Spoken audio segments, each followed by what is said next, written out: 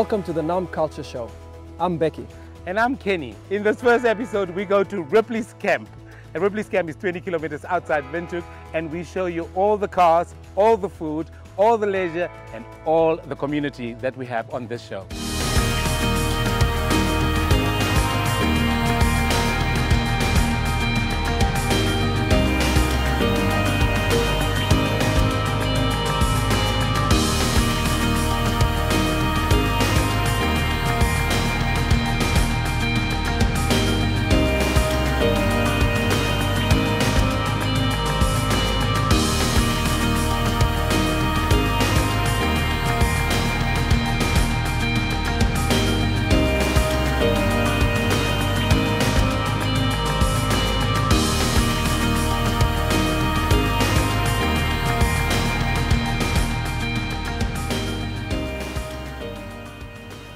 And here at Ripley's, you can do a self-drive game view at your own leisure. We also have the wonderful opportunity of spending an evening in one of these wonderful chalets where you have a kitchen outside, a bar area, and you can camp with your own equipment, or you can hire equipment right here, inclusive at Ripley's camp.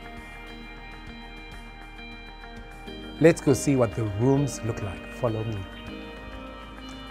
And as we can see, it is quite spacious. Firstly, we have enough cupboard space for you and your... Oh, yeah, that means good. As you can see, you have enough cupboard space, and they have twin beds. This is fantastic. We have a full shower, and we've got the toilet indoor. I wonder how these beds feel. No? Do you think I could stay here tonight?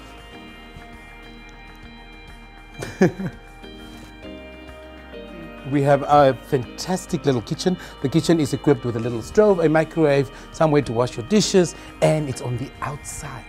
Not only do you have your own kitchen on the outside, you also have a bar facility right here at one of the chalets at Ripley's camp. On your self-drive, you can see the following animals, from sables to nyala to springbok to blesbok.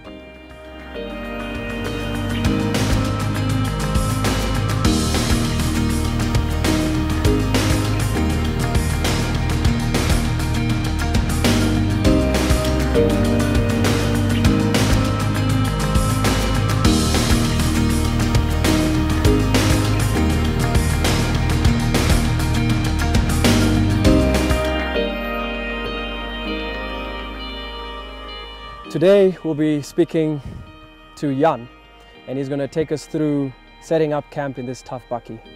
Setting up is fairly quick. Let's quickly start where everyone wants to start. So when you stop, what's the first thing you want? Is a beer or something cold to drink. So jeez, look at that thing. Slide out a 90-litre fridge, which has 2 compartments, a freezer one side and a fridge on the other side. Whole Nicely kitchen. set up kitchen as well, with all your utensils, everything in it. This is awesome. Let's quickly grab out a table. Oh wow, look at that. So set up your table. Well, this was literally under 2 minutes. Under 2 minutes. So we'll quickly look at the sleeping arrangement. Check out the gas.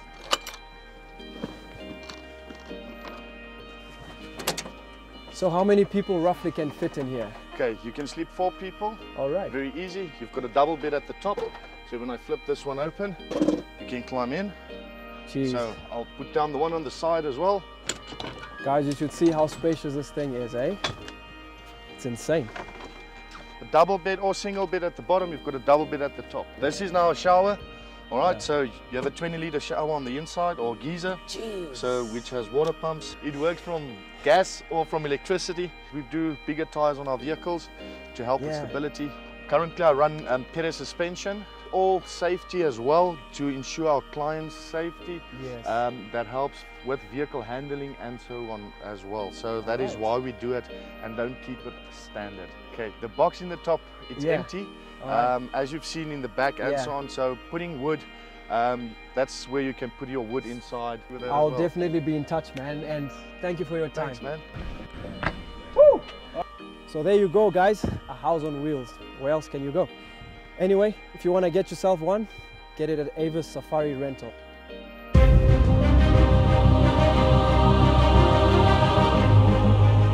I'm back here again with Kali, and he's going to show us another monstrous build. Tell us what you got here. What do you have here? Hi Becky, thanks. Yeah. Yeah, well, it's quite interesting.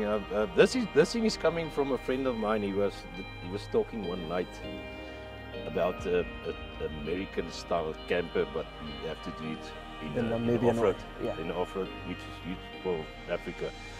And so yes, I came back and I bought this Iveco 4x4, and yeah, it's a chassis cab, and I start building the base at the back, the flat bed.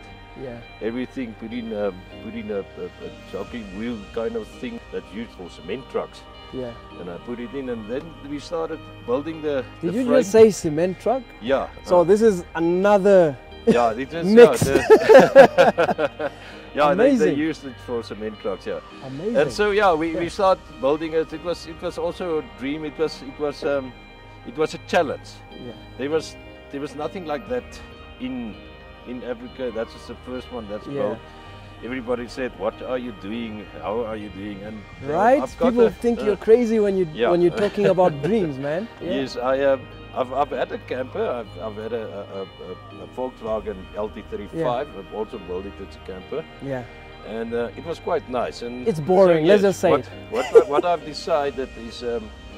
What must I do? What are we using the camper for when we're driving? The only thing that that we actually use the camper for is to get some drinks, cold drinks, in the back of the camper. Yeah. And the other thing is the wife has to go to the toilet. So yes, I started to build that thing, and I put a toilet in the back there. You're kidding me? Yes. You're saying there's a toilet in there? There's a toilet in the back there, and I put a fridge in the back there, and it's even got a microwave. Could you show me? I can show you I think the camera really needs to get in here and have a look at this. There's two fridges in the car. It's only for drinks, this fridge. Yeah. And you can take it out. Jeez. And yeah, the access is everybody's there. There's still food in it. Look at that, guys. Yeah. I don't know, but this. Forget about any other builds. This is sick. There's the ice, and I think it's also full of keeps ice. Everything nice and cold. They still, are you kidding me, guys? Look at this, real ice. Yeah. I start building the base, and my idea of a camper is you must sleep nice. Yeah. And then the ablutions at every campsite are very nice, but it's nice to have your own. Your own. So I decided I must build a camper with a bed that's 2 by 2 meters. Yeah. And I must have a bathroom that's 1 by 2 meters. Wow. So that was, and I said, all right, when we start building it, I said, that is the 2 main things I want. That's it. And then we start building it. And we even put in a washing machine.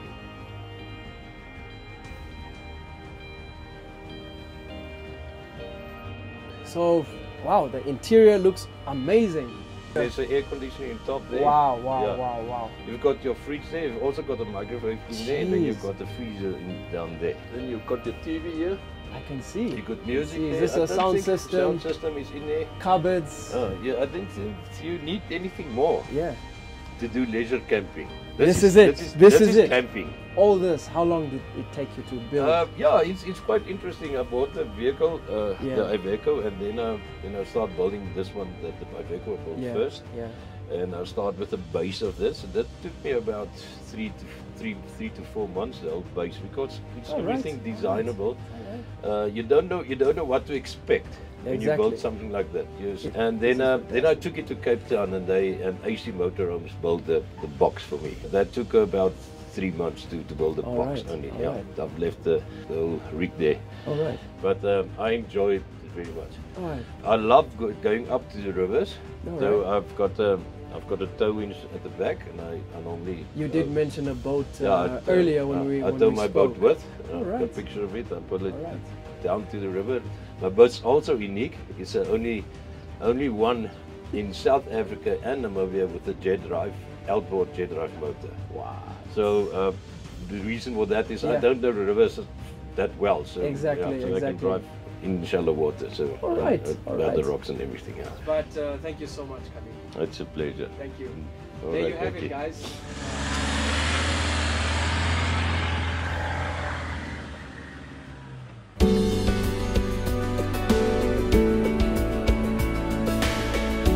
Welcome to Food Culture. My name is Kenny, and today we're going to make some breakfast and see what the fire has in store for us.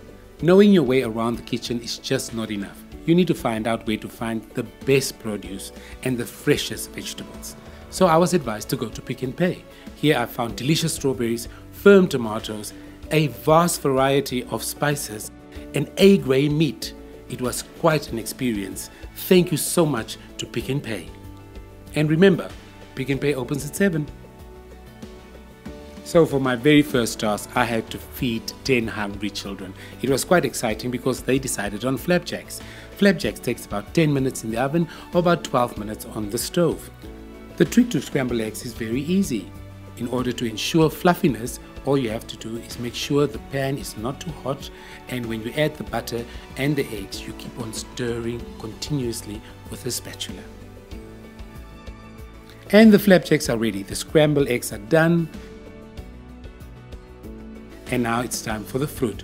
We decided to go with kiwi, some grenadella, and banana. When all is ready and cut, I think it's time to finalize our presentation. So we've got the eggs, the flapjacks, we add some cheese to that, and of course we see the delicious bacon, and finally every child's favorite, peanut butter and syrup for flapjacks. Let's go see where these children are. Children, breakfast! Breakfast! Breakfast!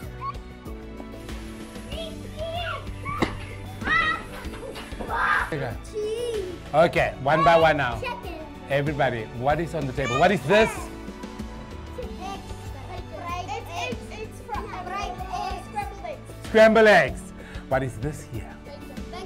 No. Flapjacks. Flapjacks. What is these things here? Strawberries. And what is this here? Bacon. And what is this one here? Peanut butter. And this one here? Cheese. And that one there? Okay, let's eat.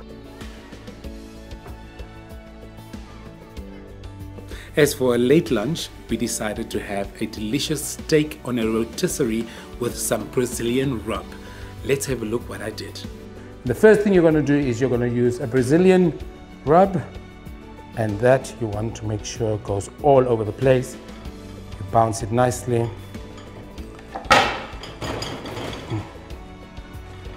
Now the secret ingredient here is smoked paprika, also available at Pick n Pay stores nationwide. Black pepper. You want to make sure that it penetrates, but because it's going to be sticky, it's going to seal the steak. This we got from Ripley's. It's his own homemade barbecue spice, and you cover that last for him. And lastly, you do that Brazilian rub on top again. No salt required. All these spices have salt in them. Okay. You can do this the night before. When you do this the night before, it can soak in nicely, so it's marinated, etc. Now we're ready to go to the fire.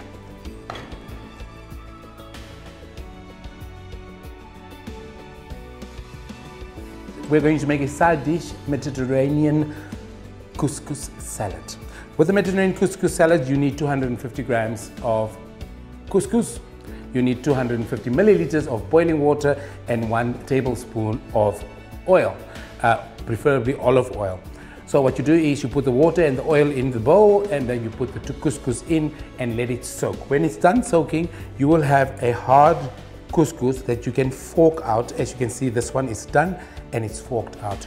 Now for the ingredients for the vegetables that goes into the couscous salad. First we do the onions. The onions go into the bowl and everything gets mixed up. All the colors.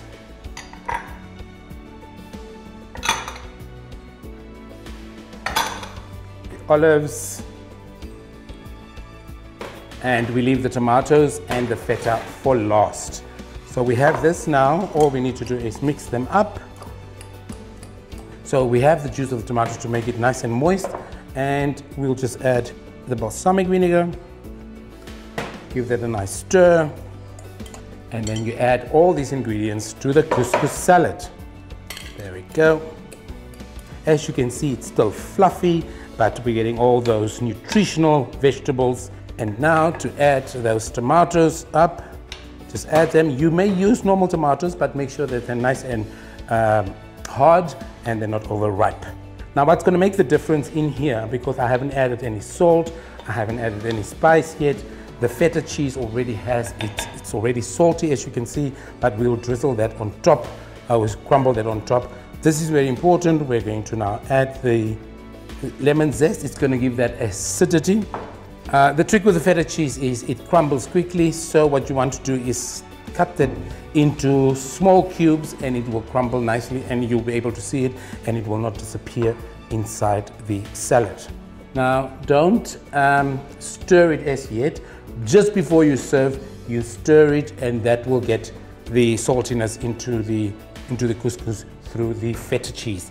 A sprinkle of black pepper, nothing serious, and then the parsley. And that is your side dish for the main course this afternoon. All ingredients are available at all Pick n Pays nationwide in Namibia. And the meat is ready. Now the secret to this rotisserie dish is, of course, the relish that we add to the meat. Charred garlic is what we put into the herbs that make it so delicious. The full recipe is available on our Facebook page.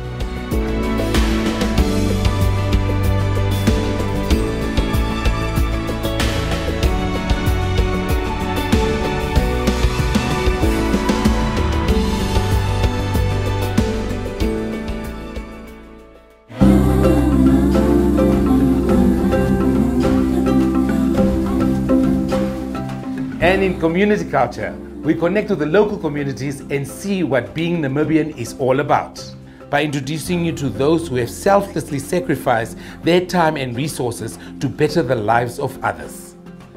Namibia is one of the driest countries on earth. Have you ever had difficulty to go get water to drink? Potable water.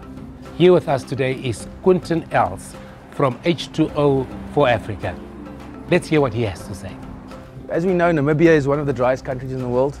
A lot of people don't have access to clean water. So we made it a mission of ours to try and find ways to deliver clean water to people. And obviously another problem we have here is access to electricity. So we found this brilliant technology developed by a company in Australia that basically gives you clean water from any source without any electricity. And it takes about 10 minutes to set up. So the way it works really is water gets fed through the system and on the other side you get distilled water. Now, people might say to you distilled water has its own problems. Yes, it does. It needs minerals. You can put mineral replacement tablets in the water, obviously to lift the minerals. But the most important thing is you can put this thing anywhere without any electricity. This is a self-containing unit. You don't need anything else. And it basically gives you clean water on the other side within minutes. So we'll demonstrate to you now how normal daily laundry water, after we've washed a bit of washing here, can be repurposed for drinking water. We first regulate the water flow with a small little water flow regulator like this until you just get a small trickle between 4 to 8 liters per hour that must go through the system to give you around 20 to 40 liters per day of distilled water. The water is starting to flow through the system, but once it's filled up the whole surface area of this panel, it condensates against this top film, and because the outside temperature is cooler than the inside temperature, it then forms droplets. Those droplets run all the way down the felt, and then it has a separate catchment area, or little gutter, which then catches all the distilled water. The water that runs through the system, in a way, acts as an automatic cleaning system. It basically cleans the felt, but that water then comes out here as brine, but it's treated brine. So this process, even though this is your distilled water with nothing in it, obviously very safe to drink. So the water that comes out here is UV treated. So any living organism would have been eliminated through the boiling process inside the unit. Even though the brine outlet water still contains unwanted minerals, it can still be used for things like irrigation. This is the distilled water. As you can remember, it was laundry detergent filled. We put some sand in there, we mixed it up, and it's clear water. Perfectly safe to drink. Throughout the series, we will identify a small community or a household that can make use of a panel like this, and we will be donating it to those people. We'll install it, and hopefully it will impact their lives for the better. If you need more information about these panels and where you can get them in Namibia, you can just go to our Facebook page, H2O for Africa, and yeah, we'll get in contact with you and we can assist you. This is a first aid kit specifically for motorists. You can keep this in the back of your trunk or your boot. I got this at Langeron's pharmacy. You can give them a call and they can deliver it to you. Well, or you can just go there yourself. I don't know what's inside, so I'm gonna ask Kyle to come and explain what's inside. Hello, That's Kyle. I'm Kyle. Right. Yeah, I'm from EMED Rescue 24, and I'm gonna help you guys to, not yet, I'm a paramedic, so I'm like a doctor, I just work in an ambulance. So we're like road doctors. I'm gonna help you guys figure out what's inside this kit and how to use it. Put it in the car, right? Make sure mommy and daddy don't forget it when you go on trips.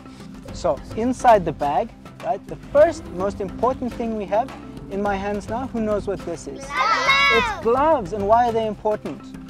I know. I know. There we go. So it's to keep us safe and to keep the person that we're helping safe. All right, what else have we got in here? Okay, we got a pair of scissors. We know how to play with these in school, right? Okay, so the scissors. Yes, exactly. Very, very, very, very important, right? These are sharp, so we're only going to use these to cut bandages, right? To the right size. When something is in the body of a human being, you Yes. cut it out. We don't do that. That's for the doctors in the hospital. You've got splints in your hands. So these are what we're going to use if we think somebody's got a broken bone. And my leg, if I've got a fracture in my leg. Becky? Good question. Yeah, Becky's got a broken leg, Yeah. so the bones don't move and they don't cause any more injury. Are we ready? Okay, are we ready? Yes. Ready? Yes. Ready? 1, 2, 3, up. Okay, and then we're good? Good morning, my name is Dixon Wambe from Nam Culcha Sports, and it's such a wonderful opportunity partnering up with Oculus and the Law Vision Center.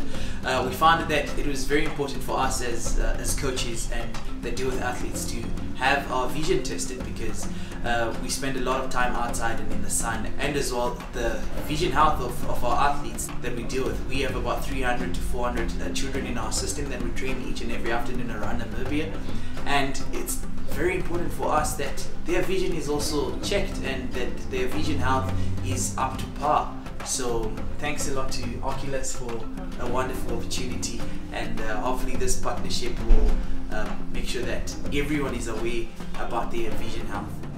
Hi, I'm Dave Hammond from Connect People to People and Nam Culcha Sports, and today we're going to be teaching the kids how to play hockey and cricket. Thank you very much. I'm also from Connect People to People and Nam Culcha Sports, and after this we are going to teach the children to listen and a communication game. Okay, so the first thing we're going to do is hockey. So very important, this is our stick. Your left hand is going to be on top, your right hand is going to be down lower. Hold it like that. Go. Down there. And then you go. Okay, give to Jamie. Okay. One there. So we're just working on hand-eye coordination. No, don't turn. Like turn that. Like this. However you've got to do it, you're making sure we've got hand-eye coordination and we're catching that ball. Look at Dave. Watching the ball.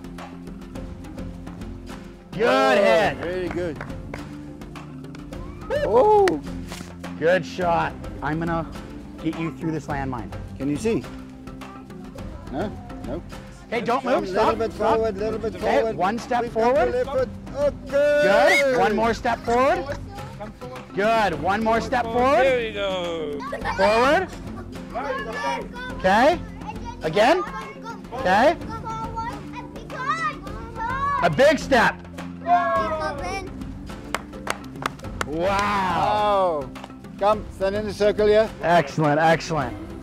And I think we've come to the end of our first episode. It has been great. Thank you to Ripley's. And if you want to know more about Nam Culcha, we're available on the following social media networks.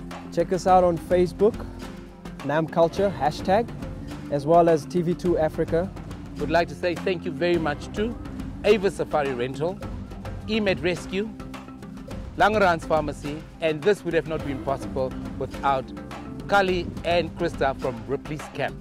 Thank you. Until next time, goodbye.